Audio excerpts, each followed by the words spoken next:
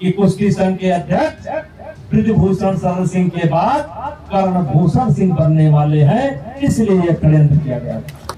ये कुश्ती का अध्यक्ष पद मुझे खैरात में नहीं मिला था। मैंने हरियाणा के उस समय के तत्कालीन मुख्यमंत्री के साथ दीपेंद्र सिंह हुड्डा जो सांसद थे, उनको हरा करके मैंने इस पद पर कब्जा किया था। मेरे दुश्मनों, जिसको तुम कुश्ती संघ का अध्यक्ष बनते हुए नहीं देखना चाहते थे, तुम्हारी छाती पर सांसद बन करके जाकर के दिल्ली पहुंचेगा। गोंडा के कैसरगंज से बीजेपी सांसद ब्रजभूषण शरण सिंह। फिलहाल ब्रजभूषण का टिकट काटकर उनके बेटे कर्णभूषण को चुनावी मैदान में उतारा गया है, लेकिन पिछले कई दिनों की राजनीतिक हलचल और पहलवानों के द्वारा यौन शोषण के आरोप के बाद जो केस चल रहा है, उसकी टीस अभी भी ब्रजभूषण शरण सिंह के चेहरे से जाती हुई नहीं दिख रही है। जी हां, हम ऐसा क्यों कह रहे हैं? क्योंकि इन दिनों कर्णभूषण सिंह के लिए ब्रजभूषण सिंह लगातार चुनावी प्रचार कर रहे हैं और वे अपने मंचों से उन लोगों को सीधे सीधे चैलेंज कर रहे हैं जिनकी वजह से ब्रजभूषण सिंह समझते हैं कि वो परेशानी में हैं। ब्रजभूषण शरण सिंह ने अपने विरोधियों को निशाने पर लेकर कहा कि मैं कुश्ती संघ का अध्यक्ष कोई खैरात में नहीं बना था, मैंने अपने व्यवहार और लोगों के सहयोग से वो हासिल किया था।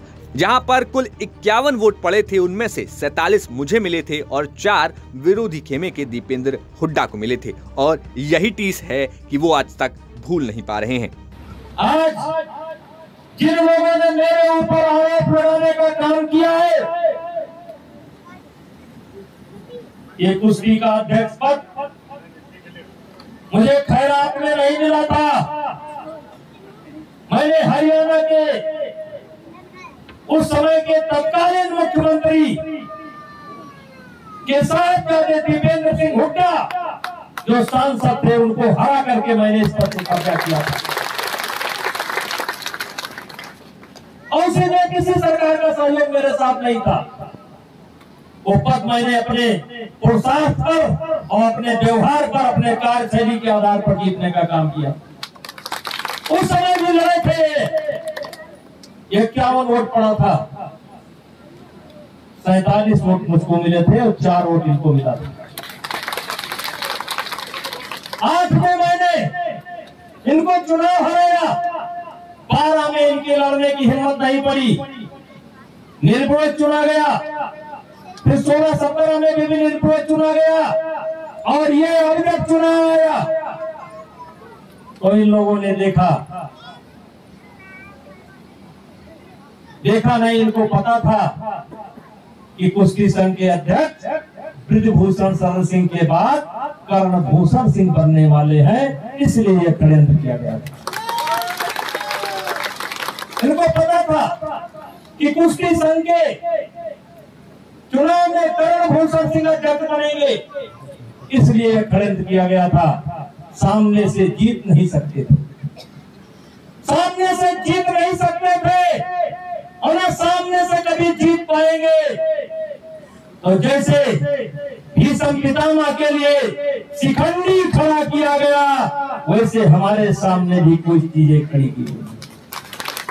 और भाइयों, मैं 16 साल से इस लड़ाई को लड़ रहा हूं। लगता है ये शरीर पत्थर का हो गया। 16 साल हो गए मैं इस लड़ाई को लड़ रहा हूं।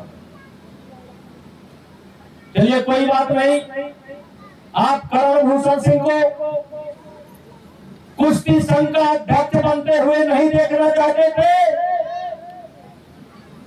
मेरे दुश्मनों, जिसको तुम कुश्ती संघ का अध्यक्ष बनते हुए नहीं देखना चाहते थे, तुम्हारी छाती पर सांसद बन करके जाकर के दिल्ली पहुंचेगा।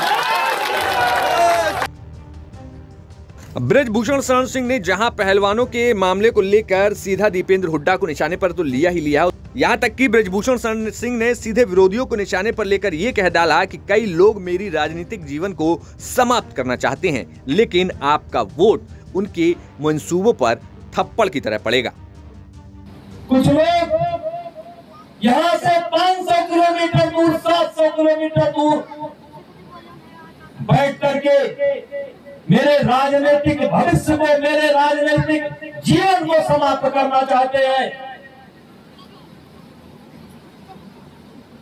वो वहीं से बैठे बैठे दुआ कर रहे हैं, ट्विटर के माध्यम से दुआ कर रहे हैं, फेसबुक में के माध्यम से दुआ कर रहे हैं। मेरी बर्बादी की कहानी या मेरी बर्बादी का तमाशा देखना चाहते हैं। इसलिए मेरे भाइयों, करण भूषण सिंह का सांसद बनने में कोई संदेह नहीं है। फिलहाल कैसरगंज में तमाम सियासी घटनाक्रम के बाद अंततः बृजभूषण शरण सिंह का टिकट काट दिया गया और नामांकन के एक दिन पहले उनके बेटे को बीजेपी ने टिकट दिया था। ऐसे में अब ये देखना होगा कि क्या कैसरगंज की सीट पर फिर से करण भूषण सिंह जो हैं वो कमल खिला पाते हैं या फिर कैसरगंज में बृजभूषण सिंह के गैर मौजूदगी में कोई नया घटनाक्रम देखने को मिलता है। गोंडा से अंबिकेश्वर की रिपोर्ट, न्यूज़ नेशन।